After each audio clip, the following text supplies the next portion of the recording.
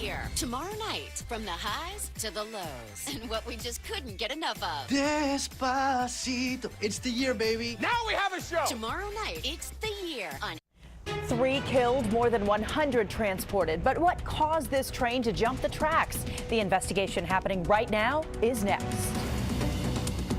ENSCO presents Season's Greetings. Hey, how's it going? My name is Petty Officer Nicholas Wyrick. I'm stationed in Naples, Italy, and I just want to wish my parents in Waldorf, Maryland, Merry Christmas. Hi, my name's Ensign Leif D'Agostani from Fairfax, Virginia. I'm with Com LCS Run 1, wishing my friends and family a very Merry Christmas and a Happy New Year from San Diego. Happy holidays to all our troops at home and abroad from ENSCO. Ideas to reality. Now, ABC 7 News at 11, on your side. Is everybody okay? I'm still figuring that out. We got cars everywhere and down onto the highway.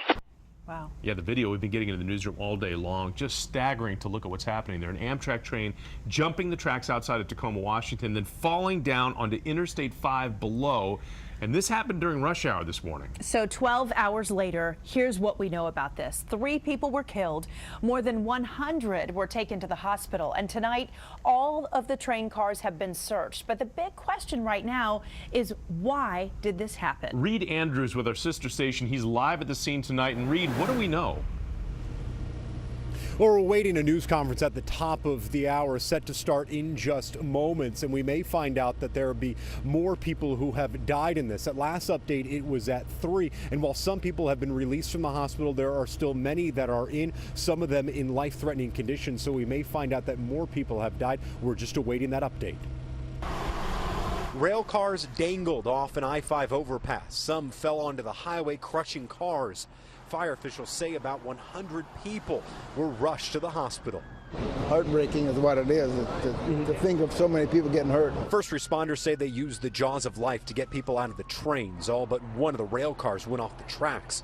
Markings on the back of this one show investigators went looking through the cabins to see if anyone was still stuck inside. We still need to stabilize those cars so that we can do a secondary search. State police aren't saying whether any of the dead are the drivers of the cars that were crushed by the falling rail cars. How fortunate do you feel that your wife was running a few minutes late and wasn't on I-5 while this was happening? Oh, we were saying thank God for that one. That was one of those things that, you know, God was watching over her that day today, because she could have just as easily. She's typically going down the road at 7:35, 7:40, right when it happens. So the NTSB is investigating how fast the train was going on this newly opened part of the rail line. Monday morning was this train's first trip from Seattle to Portland. The speed limit where it went off the tracks is 30 miles an hour. This nice straight stretch coming all the way down, and then you hit that big sharp turn, takes it over the freeway, and you've got, it's a dangerous spot. Now, personnel is investigating right there, trying to figure out exactly how and why this train went off the tracks right there.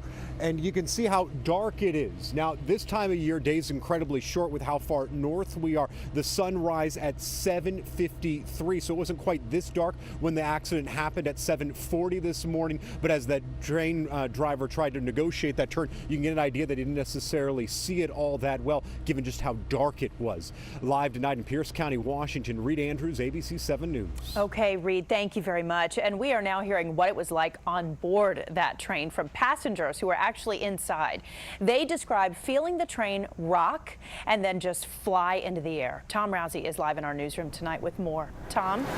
Allison, that train had hit the curve and it was trying to cross a bridge over Interstate 5, but of course it derailed right here. Some of the train cars went this way on Interstate 5, some went this way, some basically wound up in the woods. We're hearing now tonight from passengers who were on those trains.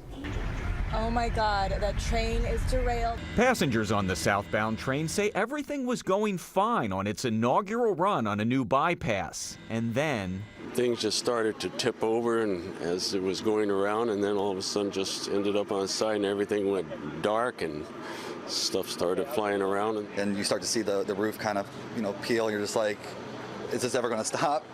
And it stopped. And when it stopped, it was completely black. 13 of the 14 cars had derailed. Those who were able began climbing out. When I stepped out, I didn't really realize I was standing on another train car. Also close by, the injured and the dead. A former Eagle Scout who happened to be nearby hurried with his friend to help. We climbed underneath the train as best we could, and there was people with half their bodies pinned who couldn't move. They were in a lot of pain. A lot of them were screaming and moaning. Passengers are now coping however they can. I'm kind of hiding behind some cavalier humor, but it's gonna be a rough day. The train that derailed had left Seattle at 6 a.m. The ultimate destination was all the way down about 170 miles away in Portland, but as you can see, it hadn't made it all that far when it derailed this morning. Reporting live in the newsroom, I'm Tom Rousey, ABC 7 News. Tom, thanks very much. And we can tell you this, Alaska Airlines confirms they have lowered the fares on their flights between Portland and Seattle following this derailment. Unclear when train traffic will resume on that stretch of track. Now, as we mentioned, the investigation is just getting started. We're going to stay on top of the story. We'll bring you any and all new developments as soon as they are available. If you want up-to-the-minute updates, you can download the ABC 7 smartphone app. And good evening to you. I'm meteorologist Josh. Tonight, as we go throughout the overnight hours, not quite as cold as we were last night. So starting off your Tuesday morning just a little bit more comfortably, 35 to about 42. You can thank the cloud cover for that and a little bit of a southwesterly breeze. What that means for us is tomorrow we warm pretty quickly. 54 by around 11 o'clock, a high of 60 tomorrow, and it looks like a good bit of sunshine. Now we do have a dip in here, and coincidentally, that is on the first day of winter, but more warm weather as we head closer to Christmas, but also some rain. I'll time it all out for you coming up. Okay, Josh, we'll see you then. Thank you. Meanwhile, developing in southeast Washington tonight, a shooting right on a basketball court outside of a rec center. Police tell us one person has